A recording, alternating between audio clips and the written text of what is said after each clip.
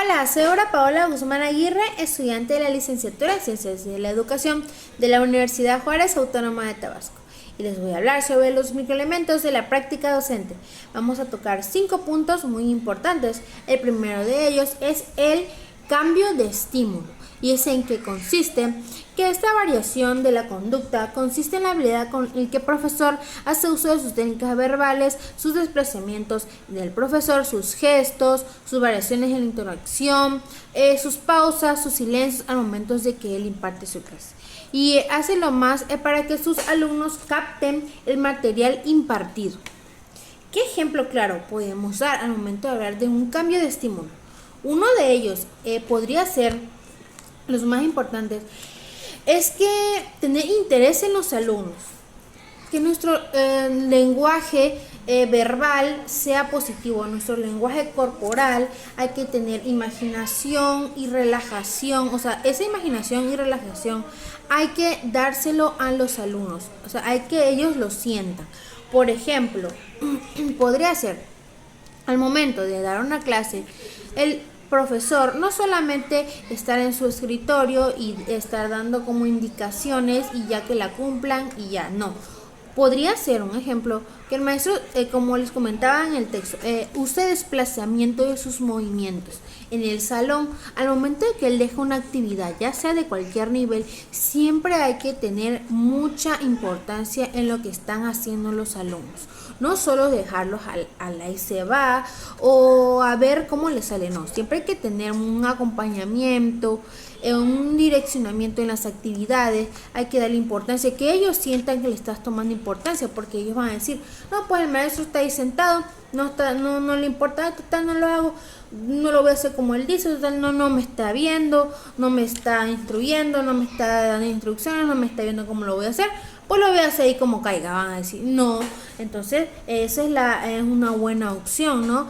Ver, acompañar a los alumnos, a preguntarles si tienen alguna duda, en qué te puedo ayudar. Si lo está haciendo mal, no regañarlo, sino diciendo, vamos a mejorar técnica, mira, esto no es así, es así, y lo puedes realizar. O sea, darle un acompañamiento, un seguimiento al proceso que están haciendo en ese momento. Otro ejemplo igual podría ser estimularlos en el aspecto de que si hacer hay muchos maestros que hacen, por ejemplo, hacer reflexiones de respiración o cerrar los ojos, pensar un momento, porque no sabemos si nuestros alumnos vienen de una clase que les causó mucho estrés o si vienen de algún problema familiar de su casa, entonces vienen no sé, no con ganas de no estar en la clase, pero si nosotros le damos ese momento de estimulación, de relajación, ellos se pueden enfocar más en, olvidan un poquito ese problema porque ya están un poco relajados y ya pueden ellos encaminarse a lo que es la actividad. Bueno, el segundo punto que vamos a hablar es el de formular preguntas. ¿Y qué nos dice? Bueno, formular preguntas. Hay dos que tenemos, que son las reflexivas y las de categoría baja. Y las reflexivas, ¿qué nos dicen?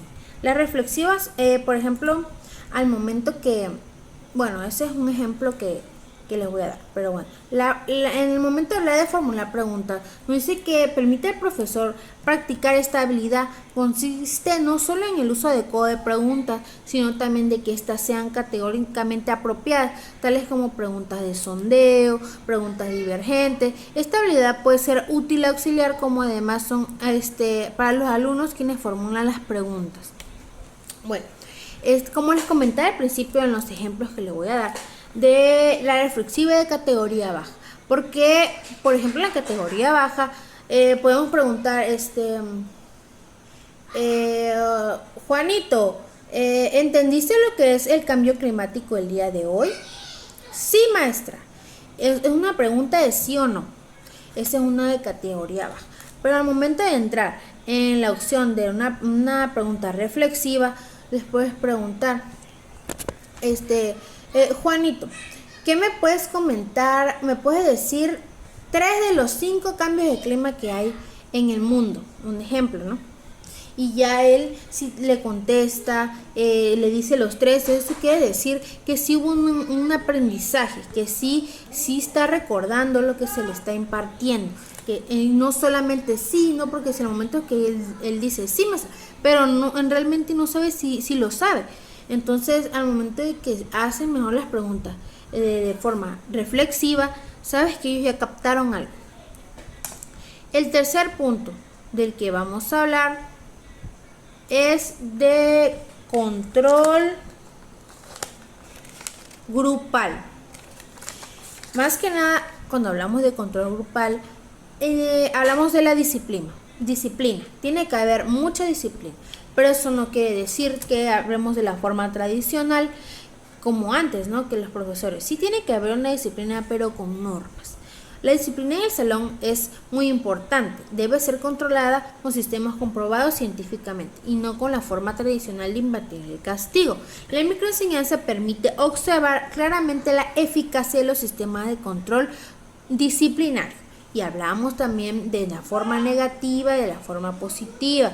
La positiva podemos decir que es la disciplina, la supervisión, la conducción y el ordenamiento. Y de la forma negativa sería la dominación, la manipulación, la amenaza y el castigo. Un claro ejemplo que podemos ver en los maestros de hoy en día, que igual tiene que ver con algunos puntos que vamos a hablar. Por ejemplo, aparte de dar la disciplina en el salón de clases, nosotros podemos tener dos tipos de maestro. El primero podría ser un maestro que da confianza, da como que una buena vibra en los alumnos, ¿no? Entonces, él tiene igual como esa actitud, ¿no? Docente, que es un tema que vamos a tocar igual. Él tiene esa actitud docente, ese encaminamiento de las normas, que a nosotros hasta nos da gusto estar en esas clases. Nosotros nos sentimos hasta con ganas igual eso influye en la forma de hablar del maestro, en la forma de expresarse. Igual el tono de voz tiene que ver mucho en lo que es la disciplina. El maestro igual tiene que poner normas que deben de seguir los alumnos. Entonces, nosotros, ¿qué hacemos con esos maestros que sí son disciplinados, que son normativos, pero que igual ellos encaminan sus normas? Incluso hasta nos gustan sus clases, hasta estamos entretenidos en sus clases y sin necesidad de que ellos pongan algunas reglas, pues, porque ellos tienen ese control del grupo.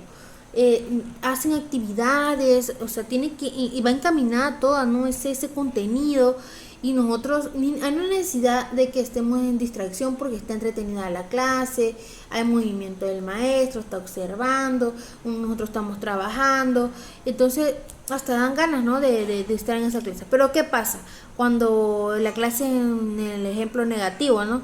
Que el maestro es autoritario, amenaza, uno a veces va con miedo, ¿no? Va con miedo de que, voy a reprobar la materia, pero ni modo, voy a estar ahí en la clase. Entonces, esa es una forma negativa. Entonces, sí puede que tengamos disciplina, pero de la forma mala. Entonces, no es la manera de que el maestro tenga control de su grupo. Entonces, el siguiente tema que vamos a tratar es la actitud docente. El objetivo de esta habilidad es sensibilizar a los profesores respecto a la importancia de ser entendidos por sus alumnos. Esta habilidad abarca aspectos tales como la velocidad al hablar, como les comentaba, el vocabulario, la claridad en la pronunciación, la modulación y hasta en sus movimientos. Además, igual en sus ademanes, en su motivación, en su actitud. Todo esto con el fin de que el profesor logre una adecuada y eficiente comunicación con sus alumnos. Hablando de la actitud docente, igual poniendo en el ejemplo anterior un poquito, ¿no? Del buen clima y del mal clima, ¿no? Entonces, el docente es una guía, que esté dispuesto al cambio. Hay tipos de docente. Hay que tener una actitud hacia nuestros alumnos. Más que nada, tener comunicación con ellos, confianza. Como les comentaba, tienen que adaptarse al cambio que pueda haber, o sea, al área, ¿no? A los tipos de alumnos que pueda haber. Pero como nos dice aquí, la motivación que ellos dan. Si es un maestro que le gusta impartir sus clases de manera clara, concisa, sin tanta dominación, sin tanto así, entonces los maestros al momento igual se dan cuenta de la forma de hablar, que ellos hasta te preguntan que si cómo estás, que si cómo te fue el día de hoy, que si hasta te piden opiniones, y si aunque a veces al momento de que está dando algún tema tú opinas, ¿no? O participas. Es más, con estos maestros hasta ganas dan de participar. Entonces tú dices tu opinión, ellos no te regañan, no te dicen que está mal, que eso no es así. En cambio, te encaminan, ¿no? Te dice lo que es lo correcto y cómo lo puedes mejorar. Pero si un docente, un ejemplo, que es de la forma autoritaria, de la forma tradicional, no te regaña, no dan ni ganas de participar, hasta te da miedo a participar, porque si participas sabes que te va a regañar, que te va a decir que estás mal, te va a decir hasta de lo que te vas a morir, o sea, porque son ejemplos reales que uno como estudiante pasa. Uno tiene una idea y no sabe si está bien, si está mal, pero uno tiene miedo de hablarlo porque ese maestro no tiene esa buena actitud de retroalimentarte. Entonces uno le da miedo y a unos que otros sí tienen esperanza y ellos hablan y dicen su opinión, pero de nada sirve porque el maestro ya los regañó, se les dijo que están mal, que eso así no es, que nada más él tiene la razón. Entonces eso no sería una buena actitud docente. Por eso es bueno tener una buena motivación con los alumnos, porque si uno le da motivación al alumno, o si uno no viene motivado, si viene todo así, entonces el alumno igual va a estar así, no nada más va a estar en las clases por pasar, no va a estar con un buen significado de que tienen que aprender, de que no, nada más va a estar quizás hasta por una calificación. Algunos estudiantes pues hasta le dan de baja las materias, entonces todo eso serían las actitudes que pueden tener los docentes. Pero lo mejor sería aquí una buena actitud que dé confianza, porque el docente es un guía. Y el siguiente punto, ¿qué sería el clima de aprendizaje? Bueno, el clima de aprendizaje nos dice que para un aprendizaje provechoso es necesario el control de la participación del alumno y es necesario practicar entrenamiento en esta habilidad para penetrar en las relaciones entre profesor y alumno. El espíritu crítico del educador le permite controlar cuándo son aceptadas y cuándo son rechazadas sus advertencias, sus consejos o sus mensajes educativos. Un buen ejemplo sería, como igual tiene que ver un poquito con la actitud docente, en la interacción, la comunicación, en el entorno en el que se encuentra en la enseñanza y el aprendizaje. Más que nada en este clima de aprendizaje se encamina el respeto, la comunicación entre alumno, profesor, profesor-alumno, alumno-alumno. O sea, si el clima es un ambiente sano, ¿no? Un clima sano. En cambio, si hablamos del clima malo, como ya lo hemos comentado, es el clima autoritario, que el alumno no quiere, por ejemplo, estar en esa clase, no tiene la motivación para estarlo. Y en el clima sano, pues es cuando el maestro es un guía, que hasta dan ganas de ser como ese maestro. Yo puedo poner ese claro ejemplo. En la universidad la mayoría de los maestros son excelentes, pero hay excepciones en algunos maestros que a veces hasta nos da miedo. O sea, ¿qué clima de aprendizaje puede haber cuando el alumno tiene miedo? No puede haber ningún clima de aprendizaje. Y si lo hay, pero ya el alumno tendría que buscar, ¿no? Un ejemplo, su propio camino para aprender, su propia información. Pero ¿qué pasa cuando no hay un buen clima? El alumno no aprende. Entonces, si hay un buen clima de aprendizaje es cuando el maestro es un guía.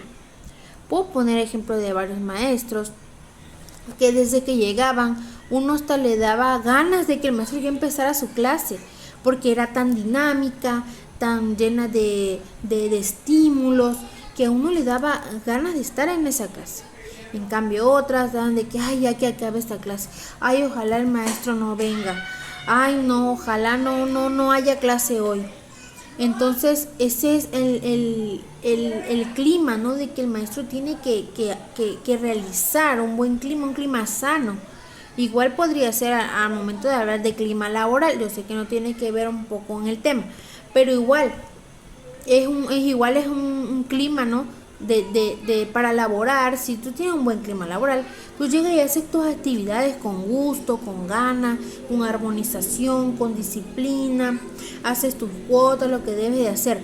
Pero si es un clima laboral tóxico, malo, ay, no quiero ir a trabajar, ay, es que me voy a ver con mi jefe que me dice que me hace que esto, que lo otro, y uno no va contento a trabajar. Entonces pasa lo mismo en la escuela. Si el maestro hace un clima armonioso de respeto, comunicación, interacción con el alumno, el alumno va a estar contento, va a estar, hasta va a aprender bien de una manera significativa. Y si no, pues le va a ir de un ambiente tóxico que pues no da para el aprendizaje. Entonces esos serían los ejemplos y los 5 microelementos de la práctica docente. Muchas gracias.